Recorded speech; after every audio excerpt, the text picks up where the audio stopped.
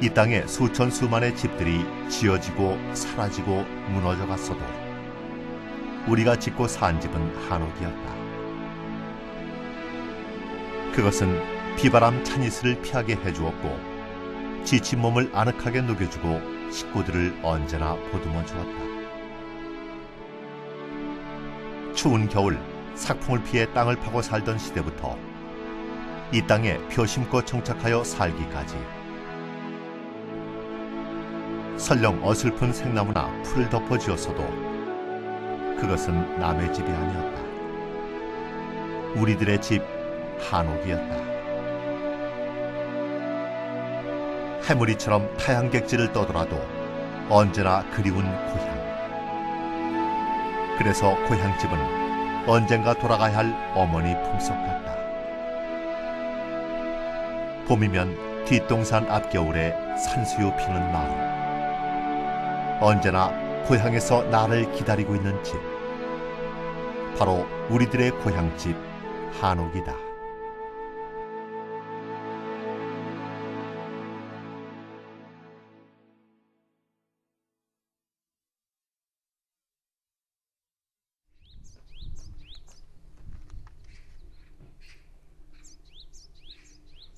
우리는 어떤 곳에다 집터를 잡았을까?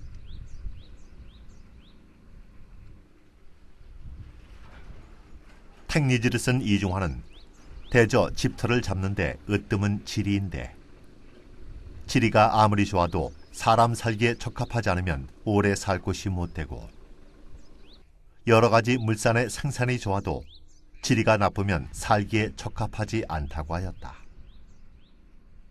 또 지리와 생리가 좋아도 인심이 고약하면 더불어 살만한 곳이 못 되며 인근에 아름다운 경치를 가진 산수가 있어야 좋다고 하였다. 산수가 좋아도 외진 곳에 홀로 산다는 것도 정치는 있을지 모르나 오래 살기는 어렵다. 경치가 좋아 날마다 놀이객들이 몰려들면 그 또한 좋은 곳이 못 된다. 그래서 명당이란 아늑하고 소란스럽지 않고 생활에 불편이 없으면 그곳이 좋은 곳이 아닐까. 우리는 산천에서 길을 받는다고 생각했다. 따라서 산천 전기는 우리 삶에서 빼어놓을 수 없는 것이었다. 우리나라에서 참 좋은 거가 산천전기를 타고났다는 말이 있지 않습니까? 한국 사람들한테 산천전기 중에 가장 대표적인 게 역시 산입니다. 그 산 중에서도 가장 기운이 뭉친 걸 바위라고 그러죠. 저기 보시는 저 화암이라고, 화암은 노젓가리라는 화자 쓰고 그 바위 그런 뜻인데요. 저기에서 쌀이 나왔대요. 그래서 그 밑에 절을 짓고 스님들이 큰 그 수행을 했다. 옛날부터 이제 내려오는 얘기가 그런데 만일 저 바위가 없었으면 저 밑에 절을 지었을 까닭이 없거든요.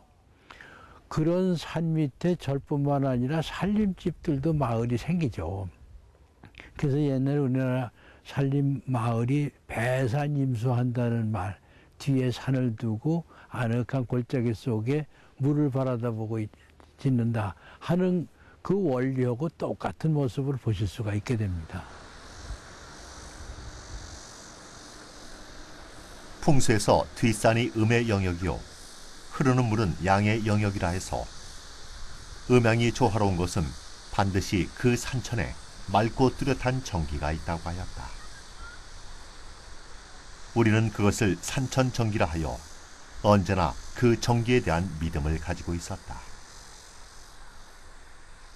메말라 척박한 고장에서 인물이 나지 않듯이 역으로 산이 수려하고 물이 정갈하면 인재가 난다고 믿었다. 그래서 산의 그 정기는 그곳에 사는 사람에게 전해진다고 생각하기에 산천 정기를 받을 수 있는 곳에 바로 우리 한옥을 지었다.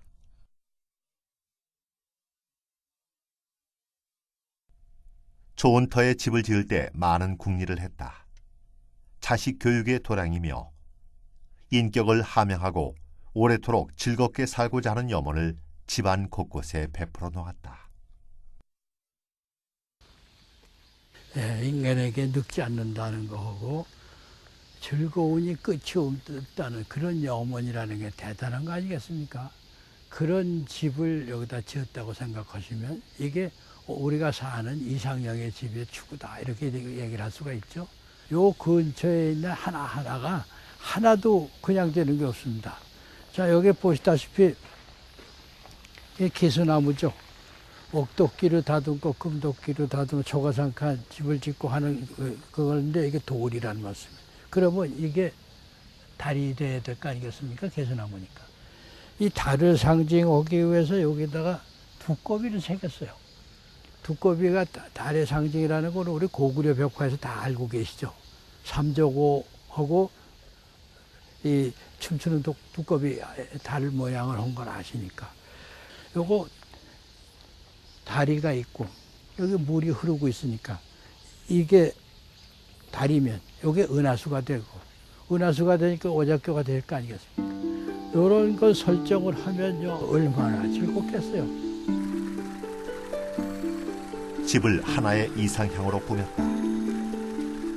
집에 대한 이런 지극한 생각은 그만큼 집에 대한 애착이라고 볼 수 있지만 이 점처럼 집이 바로 돈이기 때문에 그런 것이 아니라 집 자체가 하나의 인격체이며 인간을 키우는 소우주라고 생각했기 때문이다.